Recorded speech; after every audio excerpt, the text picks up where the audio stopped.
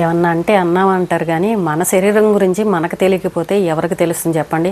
అందరూ ఏది చేస్తే అదే మనం కూడా చేయాలని అనుకోవడం చాలా పొరపాటు. అరుణాచలం మోక్ష మార్గంలో మన ఏపీకి చెందిన రాజమండ్రికి చెందిన ఒక వ్యక్తి పాపం నిన్న చనిపోయారన్న వార్త విన్నాం. అయితే చాలా బాధగా అనిపించింది.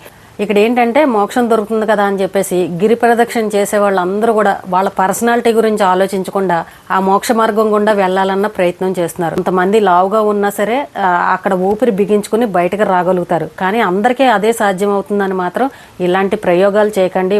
మోక్ష మార్గంలోంచి వెళ్తేనే భగవంతుడు మనకి ఏదో మోక్షాన్ని ఇస్తాడని అనుకుని అనవసరంగా ప్రాణాల మీదకి తెచ్చుకోకండి. ఇది ఎలా ప్రచారం అయిందని అంటే గతంలో చాలా లావుగా ఉన్న వాళ్ళు కూడా ఈ టేస్టింగ్ తేజ అని చెప్పేసి జబర్దస్త్లో కూడా పనిచేశాడు చూసారా. ఆ అబ్బాయి కొంచెం లావుగా ఉంటాడు.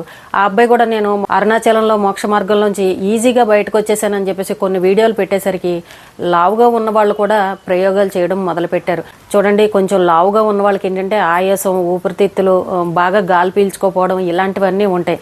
పర్సనాలిటీ ఎక్కువ ఉన్న వాళ్ళు ఆ చిన్న సందులోంచి దూరేసరికి ఏమవుతుందనంటే ఊపిరిని బాగా బిగపడతారు. ఎందుకంటే శరీరం లోపలికి వెళ్ళాలని పొట్ట బిగించడం, ఊపిరి ఇలా బిగపెట్టడం, ఏదో రకంగా అందులోంచి బయటకు రావాలన్న ఉద్దేశంతో ఇలాంటివన్నీ చేస్తుంటారు. అంత లావుగా ఉన్న వాళ్ళు వచ్చింది లేదు కానీ మనం రాలేమా అని చెప్పేసి ఇలా ఆలోచించి అందులోంచి చాలా కష్టపడి ఇబ్బంది పడి బయటకు వచ్చి తర్వాత ఆయాసపడిపోయే వాళ్ళు కూడా ఉంటారు. అంత ప్రాణాల మీదకి ఎందుకు తెచ్చుకోవాలి చెప్పండి. అందరూ చేశారు, మనం కూడా చెయ్యాలని అనుకుంటే అది ఎలా సాధ్యం? కాబట్టి ఎవరి శరీరం గురించి వాళ్ళకే అర్థమవుతుంది. కాబట్టి ఇలాంటి సాహసాలు మాత్రం చేయకండి. మోక్ష మార్గంలో ఇరుక్కొని ఈ రోజున భగవంతుడి దగ్గరికి వెళ్ళి ఒక వ్యక్తి ఈ రకంగా చనిపోయాడనంటే ఎంత బాధాకరంగా ఉంటుంది. భక్తి అనేది ఉండాలి, కానీ మరీ మితిమీరిపోయి మాత్రం ఉండకూడదు. మన ప్రాణాల మీదకి తెచ్చుకునే విధంగా అస్సలు ఉండకూడదు. అండ్ అరుణాచలం చాలా మంది వెళ్తూ ఉంటారు. కొంతమంది ఓపికన్న వాళ్ళు గిరి ప్రదక్షిణ మొత్తం నడుచుకుంటూ చేస్తారు. ఓపిక లేని వాళ్ళు ఏం చేస్తారు, ఆటో మాట్లాడుకున్నో లేదంటే వాళ్ళ సొంత వెహికల్ ఏదన్నా కారు కానీ అలాంటిది ఏదన్నా ఉంటే మొత్తం గుళ్ళన్నీ దిగి దర్శనం చేసుకుని మళ్ళీ దేవుడి దగ్గరికి వెళ్ళి దర్శనం చేసుకుని వస్తారు. ఎందుకంటే వాళ్ళకి ఓపిక లేదు. ఎలా అయినా సరే మనం కూడా దేవుడి దర్శనం చేసుకోవాలి, అందరూ వెళ్తున్నారు కదా అన్న ఆశతోటి వాళ్ళు వెళ్ళాలని ప్రయత్నం చేస్తున్నారు. ఓపిక లేనప్పుడు ఏం చేస్తారు, ఆటోలోనో కారులోనో ఏదో రకంగా వెళ్ళి దేవుడిని దర్శనం చేసుకుంటున్నారు. మన శరీరం సహకరించగలదా, మనం ఆరోగ్యంగా ఉన్నామా, మనకు ఓపిక ఉందా, మనం నడవగలమా, మనకు ఆయాసం వస్తుందా, మనకు బీపీలు ఉన్నాయా, షుగర్లు ఉన్నాయా, 14 కిలోమీటర్లు అన్ని దేవాలయాలు తిరగాలని అంటే మనకు ఓపిక ఉంటుందా అనేది ఇలాంటివన్నీ కూడా ఆలోచించుకోవాలి. ఈ రోజుల్లో ఒక 40-50 ఏళ్ళు వచ్చేసరికి అందరికీ అన్ని రోగాలు వస్తున్నాయి. ఓ 4 అడుగులు వేసేసరికి మోకాళ్ళ నొప్పులు వస్తున్నాయి, బీపీలు షుగర్లు అంటూ నీరసాలు రావడం ఇలాంటివన్నీ చూస్తున్నాం. కాబట్టి మీ శరీరం సహకరించగలదా అని అనుకుంటేనే ఇలాంటి ప్రయోగాలు చేయండి. చక్కగా దేవుడి దర్శనం చేసుకుని రండి. దేవుడేమి మిమ్మల్ని కొట్టడు. నువ్వెందుకు గిరి ప్రదక్షిణ చేయలేదు, నువ్వు మోక్ష మార్గంలో ఎందుకు దూరలేదు, అందుకే నీకు పుణ్యాన్ని ప్రసాదించను, నీకు అన్ని పాపాలని ఇలా మనల్ని ఏమీ దేవుడు శిక్షించడు. మన ఇష్టంతో మన భక్తితోటి దేవుడికి చెయ్యాలని అనుకుంటాం. కానీ దేవుడు ఎక్కడన్నా చేయమని చెప్పాడా చెప్పండి? అందరూ చేశారు, నేను అదే చేయాలని అంటే ఎలాగా? ప్రాణాల మీదకి ఎందుకు తెచ్చుకోవడం?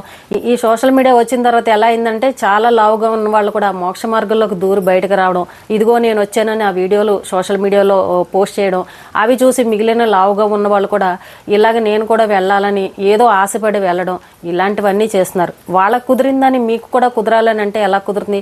వాళ్ళ శరీరం, వాళ్ళ ఊపిరితిత్తులు వాళ్ళు తట్టుకోగలిగే శక్తి ఉంది కాబట్టి వాళ్ళు అందులోంచి రాగలిగారు. కానీ నేను కూడా అదే పని చేస్తానంటే మన శరీరం సహకరించాలి, మన ఆరోగ్య పరిస్థితులు ఏంటనేది అది మనకే తెలుస్తుంది. కాబట్టి ఇలాంటి విషయాల్లో మాత్రం అందరూ జాగ్రత్తగా ఉండండి. ఈ భక్తులు కూడా కొంతమంది ఏంటంటే గ్రూపుల కింద వెళ్తూ ఉంటారు, బంధువులు అందరూ కలిసి స్నేహితులు వెళ్తూ ఉంటారు కదా.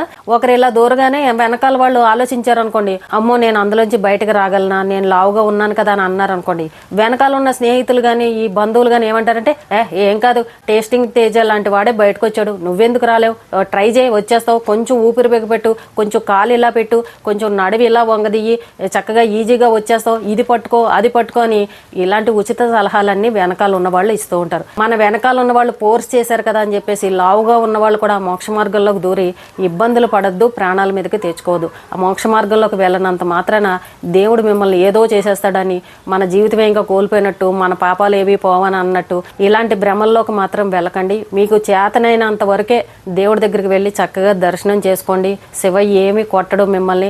ఎందుకు ఇలా చేసావు, సగం సగం చేసావని ఎవ్వరూ మిమ్మల్ని అనేవాళ్ళు కూడా ఉండరు. మేము అరుణాచలం వెళ్ళినప్పుడు కూడా గిరి ప్రదక్షిణ చేసేటప్పుడు సగం దూరం నడిచిన తర్వాత కాళ్ళకి రాళ్ళు గుచ్చుకుపోతున్నాయి, మేము నడవలేము, కాళ్ళు కాలిపోతున్నాయని ఆ మధ్యలో ఆటోలు ఎక్కి వెళ్ళిపోయిన వాళ్ళని కూడా మేము చూసాం. మన శరీరం సహకరించినప్పుడు ఏం చేస్తారు చెప్పండి, వాళ్ళు చెయ్యాలన్న ప్రయత్నంతో బయలుదేరారు. సగం దూరం వచ్చిన తర్వాత పాపం కాళ్ళు నొప్పులు పుట్టేసి ఇంకా ఏమీ చేయలేక కొంతమంది సాక్సులు వేసుకుని నడిచిన వాళ్ళు ఉన్నారు, కొంతమంది ఇంకా ఆటోల్లో కూడా వెళ్ళిపోయిన వాళ్ళు ఉన్నారు.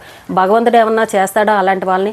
వాళ్ళ ప్రయత్నం ఎంతవరకు చేయగలరో, వాళ్ళ భక్తి ఎంతవరకు ఉందో, వాళ్ళ శరీరం ఎంతవరకు సహకరించగలదో అంతవరకు భగవంతుడి మీద ఇష్టంతో చేశారు. ఆ తర్వాత ఇంకా కుదరినప్పుడు ఏం చేస్తారు చెప్పండి. కాబట్టి మనం గిరి ప్రదక్షిణ చేయకపోయినా, మోక్ష మార్గంలోకి వెళ్ళకపోయినా ఏదో జరిగిపోతుందని ఇలా భ్రమలు పడి అక్కడికి వెళ్ళి అనవసరంగా లేనిపోని సమస్యలు మాత్రం తెచ్చుకోకండి. ఆ మోక్ష మార్గం ఏంటంటే చిన్న సందులాగా ఉండడం వల్ల ఊపిరి ఎక్కువ బిగపడతాం కాబట్టి ఏంటంటే అందరికీ వర్కౌట్ అవ్వదు. వెనకాల ఉన్న వాళ్ళు ఫోర్స్ చేశారని, ఎవడో వెళ్ళాడని ఇలా మోక్ష మార్గంలో లావుగా ఉన్న వాళ్ళు వెళ్ళి అనవసరంగా ప్రాణాల మీదకి తెచ్చుకోకండి. మిలిటరీకి చెందిన అతను ఈ రకంగా చనిపోవడం అయితే చాలా బాధగా అనిపించింది. గిరి ప్రదక్షిణకి వెళ్ళే వాళ్ళు మీ ఓపుకున్నంత వరకు చెయ్యండి. మోక్ష మార్గం దగ్గరకు వచ్చిన తర్వాత మీ పర్సనాలిటీని, మీ ఆరోగ్యాన్ని దృష్టిలో పెట్టుకొని చక్కగా దేవుడి దర్శనం చేసుకుని క్షేమంగా ఇంటికి తిరిగి రండి.